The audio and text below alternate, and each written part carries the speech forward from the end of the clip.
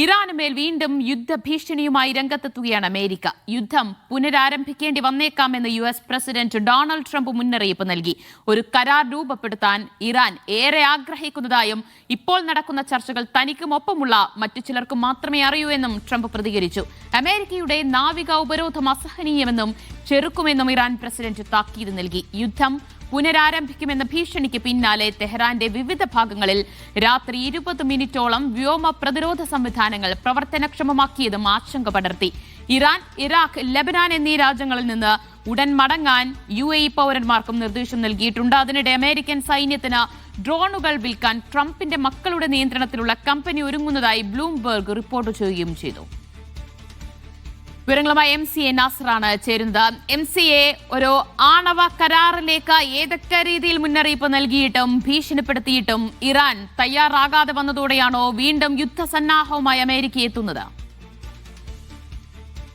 ദിവ്യ, തീർച്ചയായിട്ടും. കാരണം പിന്നിട്ട ദിവസങ്ങളിലൊക്കെയും അമേരിക്ക പ്രസിഡന്റ് ട്രംപ് വിവിധ സുരക്ഷാ ഉദ്യോഗസ്ഥരുമായി നടത്തിയ ചർച്ചയിൽ കൃത്യമായിട്ടുള്ളൊരു തീരുമാനത്തിൽ എത്താൻ സാധിച്ചിട്ടില്ല. കാരണം അതുമാത്രമല്ല, പല വിധത്തിലുള്ള സമ്മർദ്ദങ്ങളും ട്രംപ് ഭരണകൂടം നേരിടുന്നുണ്ട്.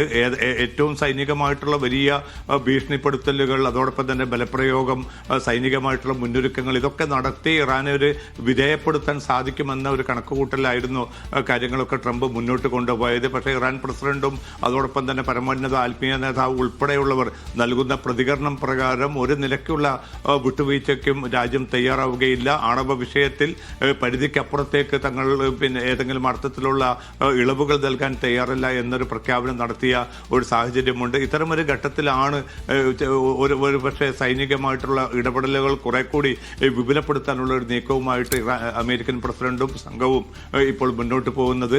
US സെൻട്രൽ കമാൻഡിന്റെ മേധാവി ഇന്നലെ ട്രംപുമായിട്ട് കൂടിക്കാഴ്ച നടത്തിയിരുന്നു.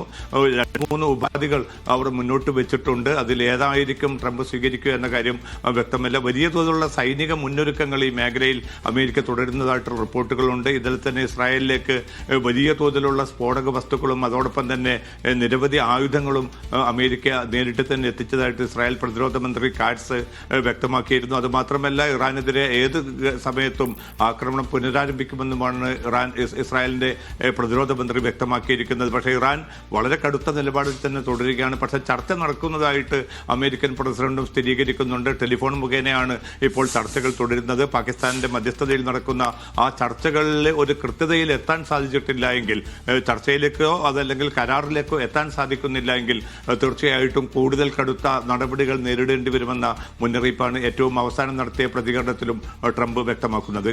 ദിവ്യ, എന്തായാലും ഒരു ആക്രമണത്തിന് അമേരിക്ക തയ്യാറെടുക്കുമ്പോൾ പ്രതിരോധ സംവിധാനവും ഇറാനും സജ്ജമാക്കിയിരിക്കുകയാണ്. ഏത് നിമിഷവും ഒരു ആക്രമണം ഉണ്ടായേക്കുമെന്ന പ്രതീതി പശ്ചിമേഷ്യയിൽ നിലനിൽക്കുകയും ചെയ്യുന്നുണ്ട്. വിശദാംശങ്ങളാണ് MCA നാസർ നൽകിയത്.